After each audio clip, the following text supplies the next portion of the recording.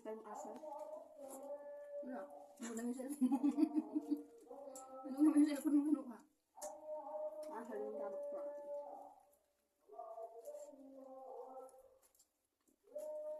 Hindi naman kami totally gutom dyan, guys. Kaso, syempre, dahil wala kaming kinain sa buong maghapon, kaya ngayon, at oras na ng pagkain, tatawag na ng bang. So, kailangan na rin natin kumain para naman sa ganun, malagyan ng laman ang ating sigmura. So, ang una namin kinakain dyan, guys, is yung tamar.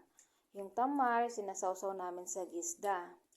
Dahil yung tamar ay napakatamis. Pag sinawsaw mo sa gisda is, hindi siya totally matamis. Mababawasan ng tamis kapag may gisda. Kaya, ayan. Sawsaw ako ng sawsaw sa gisda. Halos, inubos ko na nga yung gisda eh.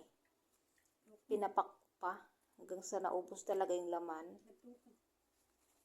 Pasensya na kayo guys sa aming mga itsura, napaka-haggard kasi katatapos lang namin kung nagluto dyan.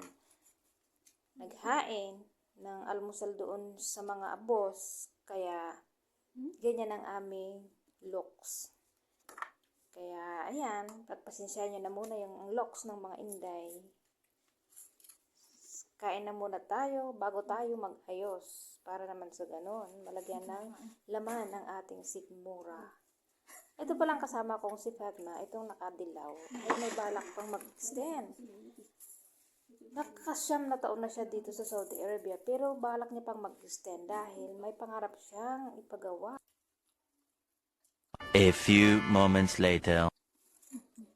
Ganap ngayong gabi sa amin ay ayun, busy-busy nga kami sa kusina. Ayun, nagano kami ng tamar kanina, na sweet nila para sa gagamitin sa Eid. At pagkatapos noon is gumagawa kami ng matabak. At nagluluto na rin ako ng aming sahur. Nakasalang na yung karne. Ito pala yung ginawa naming tamar kanina. Sweet nila. Ito yung mutabak na sinasabi ko sa inyo guys. Akala ko, sinong kausap mo? Video pala. Ayan. Makita mo kung paano mo ginagawa. Sige. Ayan, ang palaman yan guys is chiben. Chiben curry. Ayan yung kanyang palaman. Ito yung finished product namin. Hindi naman kinukuha yung mata mo, ay yung mukha mo. Huwag mo kunin ang mukha ko. Hindi.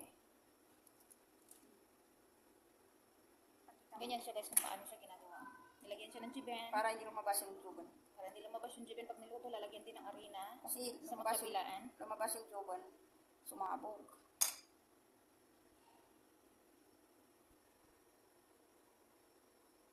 Ganyan, inikot-ikot. Nilagyan ulit ng harina doon. Para hindi bumukas. Para hindi bumuka ka. Bumuka ka. Magbuto pa lang pa ano. So, chiben, curry. Yung kere. Harina, side by side.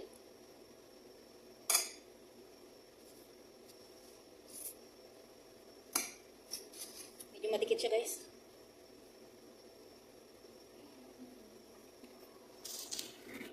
Yung internet ko ngayon, libre. Bakit? Ngayon na ba? Ang white ka? Hindi. Nilito na ako ni Kalpo, tapos babayad ako. Sabi niya, your internet this month is free. Diba? Ay, hadiah. Yes. Hindi maganda. Mabuti pa si kalbo kasi hindi madamot eh. Ako pa yung kalbo. Sige. Ayan. Saan ba yung sabi? Ayan na. Yan ang finished product natin. Ah, nag-sell pa naman.